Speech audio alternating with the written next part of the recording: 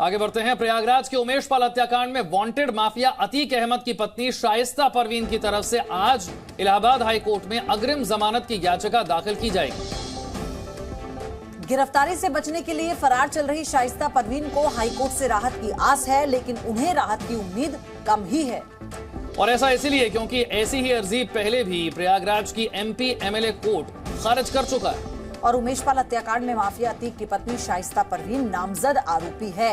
UP के शहर शहर में शाइस्ता परवीन को पुलिस तलाश कर रही है। पुलिस ने शाइस्ता की गिरफ्तारी पर 50,000 रुपए का इनाम भी घोषित किया हुआ है। इलाहाबाद हाई कोर्ट में आज शाइस्ता की अर्जी, अग्रिम जमानत की अर्जी शाइस्ता की तरफ से दी जाएगी।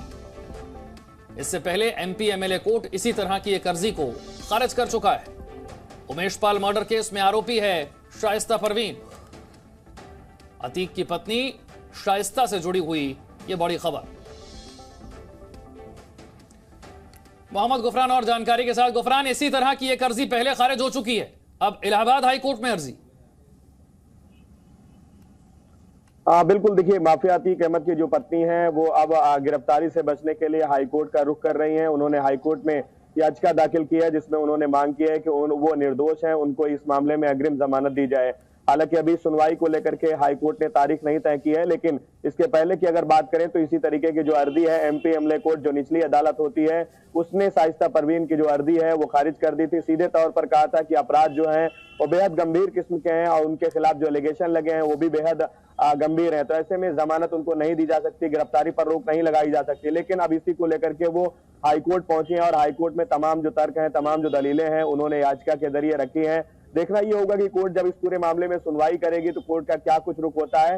लेकिन साफ है कि जिस तरीके से उमेश पाल हत्याकांड में माफिया अतीक अहमद और उसके परिवार का नाम सामने आया, खास करके उसकी पत्नी शाइस्ता परवीन की जो भूमिका सामने आई, उसने एक तरीके से सूत्रों को तमाम जो जरूरी सहूलियतें होती हैं वो उपलब्ध कराई, तो ऐसे में उसके अपराध को लेकर के कहीं न कहीं से जो सरकार, खास करके जो पुलिस है, सख्त है।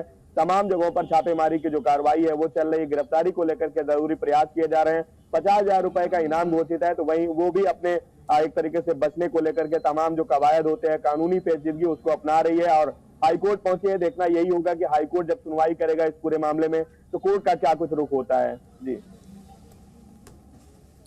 बिल्कुल। और सबसे बड़ी बात यह है कि शाइस्ता पर तो पहले ही 5 लाख रुपए का इनाम भी है और तमाम जो रिश्तेदार हैं उन्हें लेकर भी लगातार पुलिस दबिश दे रही है, उनसे भी पूछताछ की जा रही है। आप बने रहिएगा गुफरान हमारे साथ। लेकिन किस तरह से जो पूरी एक टाइमलाइन है वो आप समझिए। उमेश पाल शूट आउट में जो क्राइम कैरेक्टर्स हैं मेन, वो कौन है?